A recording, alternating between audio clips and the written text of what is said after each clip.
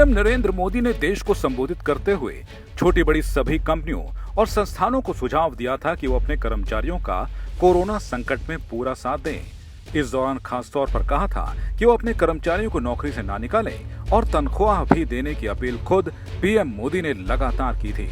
इसके बाद देश भर के लाखों कर्मचारियों को उम्मीद जगी थी कि प्राइवेट कंपनियां इस अपील को मानेंगी, लेकिन लगता है दिल्ली से की गई इस संवेदनशील अपील का पड़ोसी जिले नोएडा में कोई फर्क नहीं पड़ रहा है, क्योंकि यहाँ 175 मजदूर परिवारों की जिंदगी पिस रही है दो प्रतिष्ठित कंपनियों के बीच। जी हाँ, देश की प्रतिष्ठित कंपनी डीएलएफ और मैक कंपनी के बीच, क्योंकि यहाँ 175 परिवार फुटबॉल नजर आ रहे हैं, क्योंकि एक कंपनी कहती है कि वो पैसों का भुगतान कर चुकी है, जबकि दूसरी कंपनी कहती है कि उसे पैसे मिले ही नहीं। जी हाँ, मामला क्या है, जय भीम टीवी आपको बताएगा। आपको बता दें कि नोएडा के सेक्टर 18 में सरफेस पार्किंग और मल्टी लेवल पार्किंग का ठेका डीएलएफ ने Mac international facility management company को 6 साल के लिए दिया था, लेकिन कोरोना संकट के दौरान दिसंबर से अब तक कोई भुगतान परिवारों को नहीं किया गया है। मतलब कॉन्ट्रैक्ट हुआ, लेकिन जैसे ही लॉकडाउन हुआ, इस मल्टी लेवल पार्किंग में काम करने वाले 175 कर्मचारियों की रोजी रोटी का संकट पैदा हो गया। जी हाँ, दाने दाने को मोहताज हो गए इस कंपनी से जुड़े 175 परिवारों का आज बुरा हाल है, क्योंकि जब ये मैक कंपनी से तनख्वाह मांगने जाते हैं तो वो कहते हैं कि डीएलएफ ने अभी तक कोई भुगतान नहीं किया है। जब डीएलएफ से पूछा जाता है तो डीएलएफ कहता है कि वो भुगतान कर चुका है। आखिर मामला क्या है, ये जानने के लिए जय भीम टीवी के मैनेजिंग एडिटर नितिन गुप्ता ने इन दोनों पक्षों से बात की। सबसे पहले बात की गई मैक कंपनी के प्रबंधन से, जो ये साफ तौर पर कहते हैं कि उन्हें कोई भुगतान नहीं हुआ है। हेलो। हाँ जी, जी अशोक जी। बोल रहा हूँ जी। अशोक जी, नितिन गुप्ता बोल रहा था, जय भीम टीवी का एडिटर, देहरादून से बोल रहा था मैं। हाँ जी, बोलो जी। सर मेरे पास एक मतलब आपका नंबर भी आया है और एक कुछ लोग हैं नोएडा के, हाँ, हाँ। उन लोगों ने बताया कि हमारी मार्च की सैलरी नहीं मिली, मार्च अप्रैल की। अप्रैल और तो फिर काम ही नहीं हुआ ना, 20 अप्रैल से तो काम, 20 मार्च से तो काम ही बंद है। अच्छा, मार्च की सैलरी आपने रिलीज कर दी थी? नहीं, फरवरी तक की है सर। अच्छा, तो 20 मार्च तक तो काम चल रहा है ना सर? हाँ जी, हाँ जी। तो वो तो ये बता रहे मार्च की भी नहीं मिली, और उसके बाद मार्च की तो बता रहा हूँ ना सर मैं। हाँ नहीं, आपने फरवरी तक की दे रखी है, मार्च की भी नहीं दी ना? हाँ जी, हाँ, तो सर वो 150 लोग हैं ना लगभग? हाँ जी, 150 लोग। ऐसा सर, मेरे पास तो मेरे संज्ञान में मामला आया पहले। हाँ। फिर मैंने कहा पहले मेरे को नंबर दो, पहले मैं बात करूंगा, फिर हाँ। क्योंकि वर्जन उनका आ गया, आपका वर्जन भी जरूरी है हमारे लिए। बिल्कुल ठीक है गुप्ता जी, आपने बिल्कुल सही बात की है ना? तो सर मैं ये कह रहा था कि मतलब ये सही बात है, मतलब तो सर मतलब आपको मार्च की तो रिलीज कर देनी चाहिए इन लोगों की। सर, मेरे पैसे दिसंबर से डीएलएफ ने नहीं दिए साहब।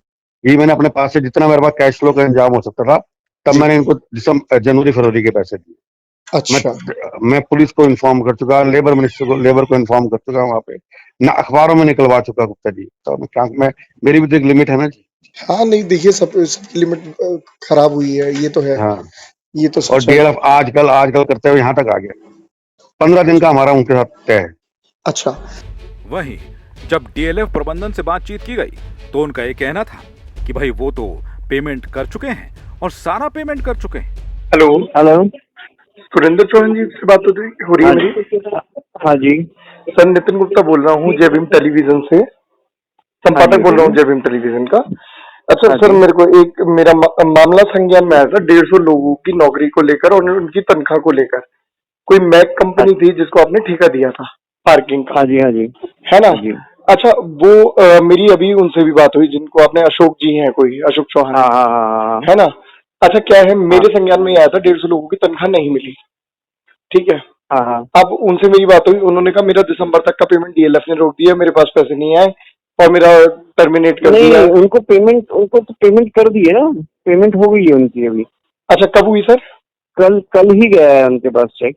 अच्छा, कल ही उनके पास चेक किया है। तो सवाल ये उठता है कि अगर डीएलएफ ने पेमेंट किया तो वो क्या रास्ते में ही गायब हो गया?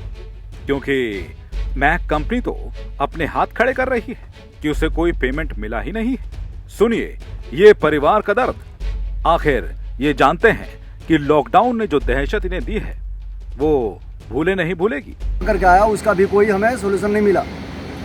डीएम ऑफिस में जमा करने के बावजूद भी कोई वहाँ से रिएक्शन नहीं निकला, कोई सुनवाई नहीं हो रहा है, कुछ भी नहीं हो रहा है। तो हमें बस यही आप लोग से दरख्वास्त है कि आप लोग हमारी सैलरी करवाएं, क्या कि हम लोग यहाँ पे भुखमरी के सामान पे पहुँचे हुए हैं। हम सब मैक कंपनी वाले को फ़ोन किए तो वो एक ही बात बोल रहा है कि भैया आपको डीएलएफ देगा। डीएलएफ को फ़ोन कर रहे हैं तो वो बोल रहा है मैक कंपनी देगा। उससे बात करते हैं तो गाली गलौज करते हैं, बोलता है जिसको पास जाना है जाओ। हम सब डीएम के पास गए तो हमारे कागज़ लिए फेंक दिया, कोई सुनवाई नहीं हो रहा है। कमिश्नर के पास गए, उसने पेपर कमिश्नर साहब को नहीं देने दिया। कहाँ जाएं, हम सब भूखे मर रहे हैं, या तो हमें मार दो या तो हमें सैलरी दे दो। क्या करें, घर से बाहर हम सब निकल नहीं रहे हैं, मकान वाली किराया मांग रहा है, घर में राशन नहीं है, करे तो करे। यही नहीं, अब इन 175 मजबूर परिवारों को बेरोजगार करने का फरमान भी सुना दिया है डीएलएफ ने। सवाल ये उठता है कि ये परिवार अब किसके भरोसे हैं? केंद्र से लेकर प्रदेश की योगी सरकार भी कहती है कि वो कर्मचारियों मजदूरों के साथ खड़ी है, उनकी आवाज बुलंद करने के लिए खड़ी है, और कोई भी कंपनी इस मुश्किल दौर में ना तो उन्हें नौकरी से निकाल सकती है और ना ही उनका वेतन रोक सकती है। जय भीम टीवी के लिए नोएडा से ब्यूरो चीफ आकाश यादव की रिपोर्ट।